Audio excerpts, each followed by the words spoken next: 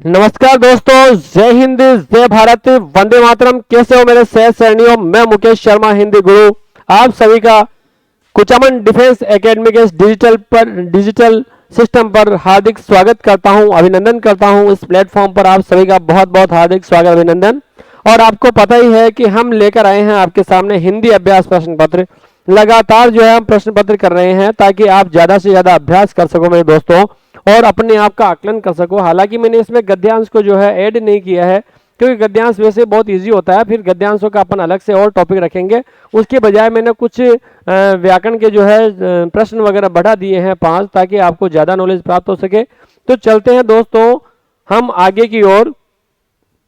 हाँ, कैसे हार जाऊं मैं इन तकलीफों के सामने, कैसे हार जाऊं मैं इन तकलीफों के सामने, मेरी तरक्की की आस में मेरी माँ कब से बैठी है, मेरी तरक्की की आस में मेरी माँ कब से बैठी है मेरे दोस्तों। तो कसम है आप सभी को, बस लग जाओ धार पर, जोरदार धुआंधार तैयारी करनी मेरे दोस्तों। चलते हैं अपन सीधे अपने क्वेश्चंस की ओर बिना समय खराब किए हुए। अग्नि का समानार्थी शब्द क्या है? अग्नि का समानार्थी शब्द बताना मेरे दोस्तों, क्या है भाई अग्नि का समानार्थी? तो देखो दोस्तों, क्या हो जाएगा अग्नि का समानार्थी, बताइए। सबसे पहले दिया है पाहन, पादप, पावक और पावन। अब आप जानते हो पाहन किसे कहते हैं? पत्थर को कहते हैं। पाहन होता है पत्थर, पादप जो है वो पौधे को कहते हैं, ठीक है। इसका मतलब ये भी नहीं है, पावन का मतलब होता है पवित्र। तो इसका मतलब बचा क्या? पावक। पावक का मतलब जो है अग्नि होता है ना। अग्नि, अनल, पावक, किशानु, दहन, वहनी, ये सब इसके पर्यायवाची शब्द हैं। चलो चलते हैं आगे की ओर। नीचे दिए गए शब्दों में संज्ञा शब्द कौन सा बताना है? संज्ञा शब्द कौन सा है नीचे दिए गए शब्दों में, ये बताना है अपने को। तो क्या हो जाएगा मेरे दोस्तों? मूर्ख, प्रातः, विस्तृत या बुराई। संज्ञा शब्द कौन सा है? कैसे पता लगाए संज्ञा शब्द? अरे भाई विशेषण वगैरह ये लगा लगा के देख लो। अब देखो अपन एक काम करते हैं, ठीक है। क्या काम करेंगे अपन? ये देखिए, जैसे मूर्ख व्यक्ति, प्रातः काल, ठीक है, विस्तृत वर्णन। इसका मतलब संज्ञा शब्द जो है साथ में जुड़ रहे हैं। इसका मतलब ये विशेषण, ये विशेषण, ये विशेषण। लेकिन बुराई एक संज्ञा है, भाववाचक संज्ञा। कौन सी संज्ञा है? भाववाचक संज्ञा। तो हम विशेषण आदि लगा करके और पता लगा सकते हैं कि संज्ञा है या विशेषण चल रहा है। तो ये आपके भाववाचक संज्ञा शब्द हो गया। बुराई, बुरा, बुरा आदमी, बुरा विशेषण, और बुरा से बन गया बुराई, और बुराई हो गया भाव। संसार में जितने भी नाम हैं, अब बुराई एक नाम है, नाम है इसका मतलब संज्ञा है। संसार में जितनी भी चीजें सबका नाम है, नाम इसका मतलब संज्ञा है। अगला सवाल क्या दिया गया? देखो, नीचे दिए गए शब्दों में विशेषण कौन सा है बताना है। नीचे जो शब्द दिए गए उनमें विशेषण कौन सा है बताना है। पढ़ाई, गंभीर, प्रभुत्व और विद्वत्ता। तो अब देखो आपको करना क्या है मेरे दोस्तों, यहाँ पर जो है विशेषण शब्द का पता लगाने के लिए अपन क्या करेंगे, जो विशेषण होगा उसके बाद में संज्ञा लग जाएगा। और संज्ञा लगने से, तो देखो गंभीर विषय, कैसा विषय? ये बड़ा ही गंभीर विषय है, सोचने लायक विषय है। इसका मतलब ये विषय जो है एक विशेषता हो गई है, विषय की विशेषता गंभीर हो गई, इसलिए बी आंसर हो जाएगा। पढ़ाई भाववाचक संज्ञा शब्द है, प्रभुत्व भाववाचक संज्ञा शब्द है, विद्वत्ता, तात्वपन, देखो तात्व है ना, तात्वपन, ये है ना, और इसी प्रकार से आई, आवट, आहट, इस प्रकार के अगर प्रत्यय लगते हैं तो ये प्रत्यय प्राय भाववाचक के लिए ज्यादा काम में आते हैं दोस्तों। इसलिए इन सब में भाववाचक संज्ञा है और विशेषण आपके गंभीर हो गया है। ऐसे पता लगाएंगे अपन इनका। नीचे दिए गए शब्दों में क्रिया शब्द कौन सा, पता लगाएंगे क्रिया शब्द कौन सा है। अब आपको पता है किसी कार्य का करना या होना, किसी कार्य का करना, किसी भी कार्य का करना या होना क्या कहलाता है? किसी भी काम का करना या होना क्रिया कहलाता है, ठीक है। अब काम और क्रिया के अंत में हमेशा ना लगता है। अब देखो ना किस में लग रहा है? भोजन, मिठाई, सजना और संस्कार। इसका मतलब देखो ना यहाँ आ गया है, ना आ गया, इसका मतलब सी आंसर बिल्कुल सही है। सजना है मुझे सजना के लिए, ठीक है। तो सजना मतलब तैयार होना, ठीक है। वो तेरी दुल्हन सजाऊंगी, तो भाई सजाऊंगी, तैयार करूंगी, प्रिपेयर करूंगी, है ना। सजना, सजाना, इस प्रकार से क्रिया है। चलो चलते हैं अगले। आसमान सिर पर उठाना। अरे आसमान को सिर पर उठा लेना, आसमान को सिर पर उठा लेना। है ना, बहुत शोर करना, बहुत अभिमान करना, खरी खरी सुनाना, बहुत परिश्रम करना। आसमान को सिर पर उठा लिया है, इसका मतलब क्या हो गया, बहुत ज्यादा शोर कर रहे हैं भाई। आज तो बच्चों ने आसमान को सिर पर उठा लिया, सिर पर उठा लिया मतलब बहुत ज्यादा शोर शराबा किया, बहुत ज्यादा जो है बदमाशी करी आज बच्चों ने। अगला सवाल है, ओहो चादर के बाहर पैर पसारना। अरे जितनी चादर हो, है ना, तेते पांव पसारिए जेती लंबी सो, उतने ही पांव पसारने चाहिए जितनी लंबी चादर होती है, लेकिन चादर के बाहर पैर पसार ली, इसका मतलब क्या हो जाएगा, सेकी बजाना, अत्यधिक व्यय करना, खूब कमाना या आय से ज्यादा व्यय करना। व्यय का मतलब होता है दोस्तों खर्च, और आय का मतलब होता है इनकम। तो इनकम से ज्यादा जो हमारी इनकम आमदनी है, आमदनी कम और खर्चा, आमदनी चवन्नी और खर्चा अठन्नी का, तो आमदनी, ठीक है, इनकम बोलते हैं इसको। तो क्या हो जाएगा, आय से अधिक व्यय करना, बिल्कुल सही आंसर हो जाएगा, डी आंसर बिल्कुल सही है। यदि आप चैनल पर नए हैं तो चैनल को सब्सक्राइब कीजिए, वीडियो को लाइक और शेयर करना नहीं भूलना। मैं दोस्तों, मैं मुकेश शर्मा आपके साथ में पूरी तरह से तन मन से समर्पित हूँ, तन समर्पित, मन समर्पित, और यह है जीवन समर्पित। चाहता हूँ देश की धरती तुझे कुछ और दूं और भी दूं। ये पूरा जीवन मातृभूमि के लिए समर्पित है और आप जैसे विद्यार्थियों के लिए समर्पित है। दोस्तों शेयर कीजिए, स्टेटस लगाइए, बस यही चाहते हैं आपसे। चलो चलते हैं अगले सवाल की ओर। क्या सवाल अगला, तो देखो सवाल क्या आया है अगला, ने किस कारक का चिन्ह है। देखो ने जो है वो किस कारक का चिन्ह है, यहाँ ने के बारे में पूछा है, कौन से कारक का चिन्ह है। अब आपको पता होना चाहिए कारक जो है वो 8 होते हैं, ठीक है, और इनके चिन्ह अलग अलग होते हैं। कर्ता ने कर्म को करण से, आपको पता होना चाहिए कर्ता ने कर्म को करण से संप्रदान के लिए अपादान। अब बच्चा कौन सा, अपादान, और अपादान जो है से होता है लेकिन पृथक होने के लिए होता है। पृथक का मतलब होता है अलग होने के लिए। संबंध, संबंध क्या होता है भाई, संबंध जो है वो होता है आपके का के की रा रे री, का के की सर्वनाम में आता है, रा रे री, रा रे और री आता है सर्वनाम में। और अधिकरण, अधिकरण में क्या हो जाएगा, अधिकरण में मेरे दोस्तों, अधिकरण में हो जाएगा आपके में एंड पे एंड पर, अधिकरण में मैं पेपर हो जाएगा, ठीक है। और संबोधन, एक संबोधन भी होता है। तो हमने क्या देखा, 4 तो ऑप्शन वाले हो गए भाई साहब, तो ये 5वां हो गया आपके, ये 6ठा, ये 7वां और ये 8। 8 कारक होते हैं, इनके सबके कारक चिन्ह होते हैं। संबोधन में होता है हे, और संबोधन चिन्ह भी लगाते हैं, अरे, है ना, संबोधन चिन्ह भी लगा देते हैं, और ओ, हे, अरे, एंड ओ, इस प्रकार से कारक चिन्ह कारक चिन्ह होते हैं, ठीक है। तो कर्ता ने, ए आंसर बिल्कुल सही हो जाएगा, कर्ता ने। चलो अगला सवाल देखते हैं क्या आया भाई अगला सवाल। ये देखो भाई अगला सवाल जो है वो आपके आया है, कौन सा शब्द शुद्ध है, शुद्ध शब्द कौन सा है, सही शब्द कौन सा है। आनंद, विद्यालय, टिप्पणी और संन्यास। तो देखो संन्यास शब्द मेरे को सही दिखाई दे रहा है, क्योंकि सम प्लस न्यास बराबर संन्यास होता है, इसलिए संन्यास सही है। आनंद नहीं होता, आनंद होता है, आनंद होता है, ठीक है। अरे नंद के आनंद भयो, नंद के आनंद भयो, जय कन्हैया लाल की। विद्यालय, विद्यालय होता है, या फिर विद्यालय ऐसे लिखते हैं, वी, ये द, ये या, और ये ल, और ये ल, ये विद्यालय, ठीक है। टिप्पणी, टिप्पणी नहीं होता है, टिप्पणी होता है, टिप और नी, टिप्पणी होता है। संन्यास, सम प्लस न्यास हो गया मेरे दोस्तों।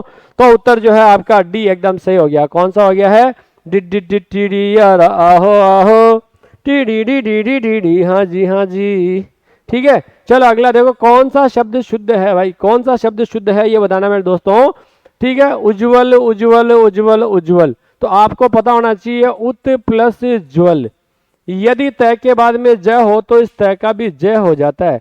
जो मुझसे मिल जाएगा मेरे जैसा हो जाएगा। तय आधा है तो जय आधा है, शब्द क्या बन जाएगा, ये ऊ। तय, तय है आधा तो जय हो गया आधा, और आगे शब्द है ज्वल, तो इसका मतलब दोनों जय आधे आ रहे हैं। दोनों जय आधे किस में चल रहे हैं भाई, बी वाले में चल रहे हैं। बी आंसर बिल्कुल सही हो जाएगा। ऐसे ही प्रे प्लस ज्वल वाला भी आजकल बहुत ज्यादा सवाल आ रहा है मेरे दोस्तों, प्रे प्लस ज्वल। तो प्रे प्लस, अब देखो यहाँ तो तय का जय हुआ, अब यहाँ कोई तय थोड़ी है, तो बस सीधा सीधा जुड़ जाएगा। ये आपको पता है उपसर्ग है, उपसर्ग है तो एकदम सीधा सीधा जुड़ जाएगा, और शब्द बनने वाला आपके प्रज्वल, शब्द बनने वाला है आपके प्रज्वल बनने वाला है। तो उज्जवल, प्रज्वल, उज्जवल में दोनों जय आधे होते हैं, प्रज्वल में केवल एक ही जय आधा होता है। ये याद रखने वाली बात है दोस्तों, गांठ बांध लेना, कई बार एग्जाम में पूछा हुआ है, वेरी मोस्ट इंपॉर्टेंट है।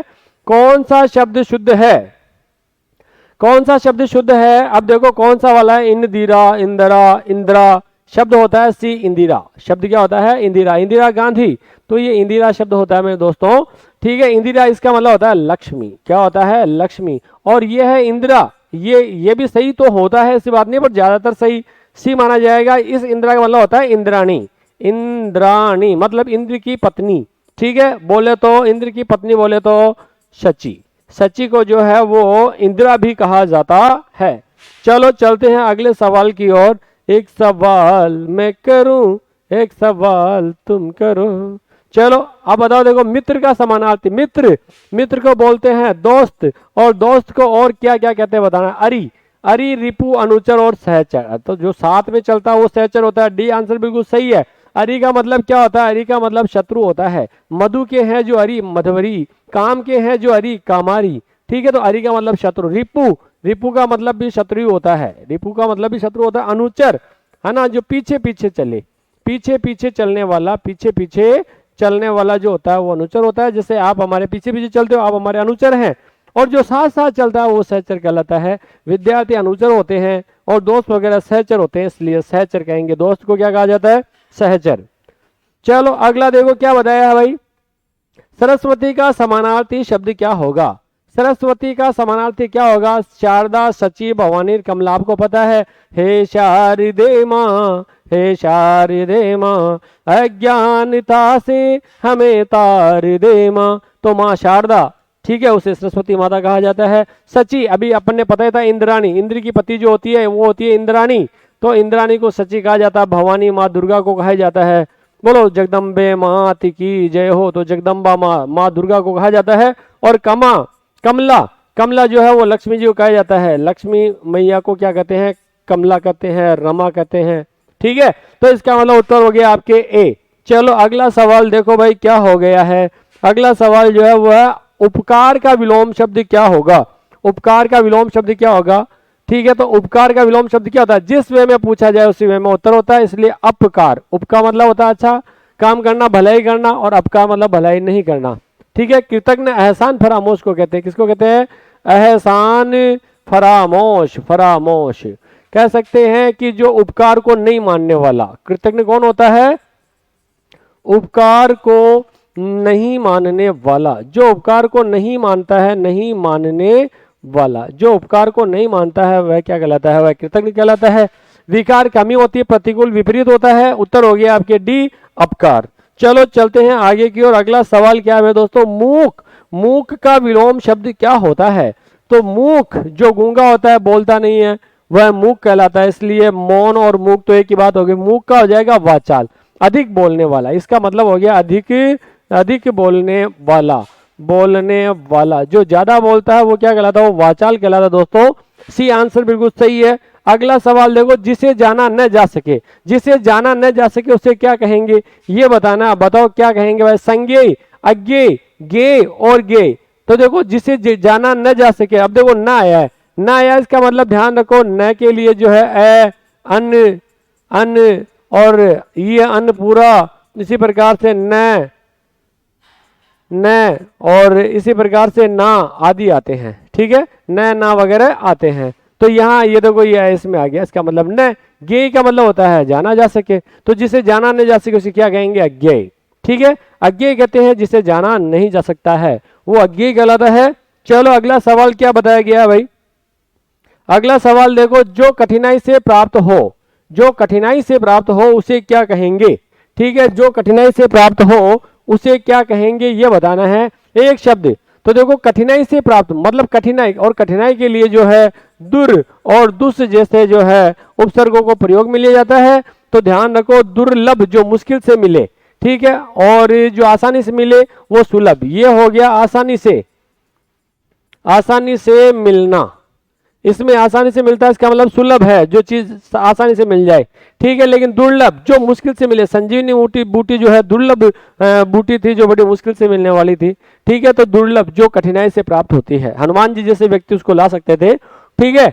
और देखो जो मिले ही नहीं, अलभ्य, न मिलने योग्य, न मिल सके, न मिलने योग्य, न मिलने योग्य, अलभ्य धन, है ना, न मिलने योग्य धन, समझो न अलभ्य किसी धन को, न रहो न निराश करो मन को, न रहो न निराश करो मन को। अलभ्य जो कभी प्राप्त न हो सके उत्तर हो जाएगा अपने सी दुर्लभ, जो कठिनाई से प्राप्त हो सके मतलब दुर्लभ। ठीक है, तो चलो चलते हैं आगे। एक ही लकड़ी से हाँकना, एक ही लकड़ी से हाँकना जो है उसका बताना अपने को। एक ही लकड़ी से हाँकना मतलब जानबूझकर दुख देना, सबसे एक जैसा व्यवहार करना, निर्दोष पर दोष लगाना या समान दृष्टि से देखना। तो देखो एक ही लकड़ी से हाँकने वाला है सबके साथ में एक जैसा व्यवहार करना, अमीर गरीब ऊंचा नीचा सब कोई भी हो सबसे एक जैसा व्यवहार करना, इसका मतलब एक ही लकड़ी से हाँकना कहलाता है। ठीक है, समान दृष्टि से देखना तो जो है एक आंख से देखना होता है, सभी को एक आंख से देखना मतलब समान दृष्टि से देखना। यहाँ कह रहे हैं एक ही लकड़ी से हाँकना मतलब सबके साथ में एक जैसा व्यवहार करना, बर्ताव करना, व्यवहार बर्ताव एक ही बात है। चलो चलते हैं अगले सवाल की ओर। देखो क्या बताया दोस्तों, गंगा गए गंगादास एंड जमुना गए जमुनादास। गंगा गंगादास चले गए, जमुना जमुनादास चले गए। ठीक है, बताना है इसका मतलब क्या हो जाएगा, कहावत का अर्थ क्या हो जाएगा। पुण्यात्मा, तीर्थयात्री, अवसरवादी, स्वार्थी। तो सीधी सी बात अवसरवादी, जैसे अवसर मिला वैसे गंगा वाले गंगा के गंगा नदी किनारे जाते हैं, जमुना नदी वाले जो है वो जमुना नदी के किनारे जाते हैं। तो सब अपने अपने अवसर के अकॉर्डिंग, अपने अपनी स्थितियों के अकॉर्डिंग काम करते हैं, इसलिए अवसरवादी हो जाएगा। चलो अगला सवाल देखो क्या बताया, दयालु का विलोम शब्द क्या होगा। अब बताओ, आप ही बताइए दयालु का विलोम शब्द क्या होने वाला है।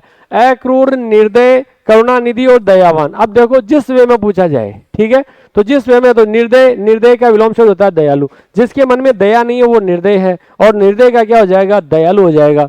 चलो अगला सवाल क्या बताया है भाई दोस्तों, तो अगला सवाल देखो बताया अधिकरण। अधिकरण कारक का चिन्ह कौन सा है। अभी मैंने आपको कारक चिन्ह बताए भी थे। अधिकरण, अधिकरण में आता है आपके में, पे एंड पर। ठीक है, मे पे पर आता है।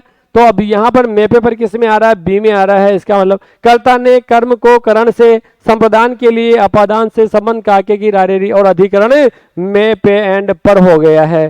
ठीक है, तो कैसा लगा वीडियो पढ़कर, कैसा लगा दोस्तों जरूर बताइएगा। पसंद आया हो तो लाइक कीजिएगा, शेयर कीजिएगा, और मैं आपके साथ में सदैव जुड़ा रहूंगा। पूरी टीम जो है आपके साथ में जुड़ी रहेगी।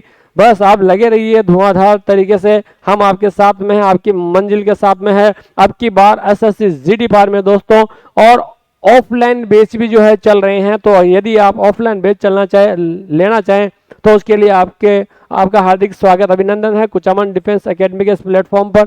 बहुत ही शानदार डिफेंस एकेडमी है, तो आप आइए, जरूर देखिए, परखिए, और फिर जो है लीजिए आप एडमिशन। मिलते हैं फिर ब्रेक के बाद। जय हिंद, जय भारत और वंदे मातरम दोस्तों।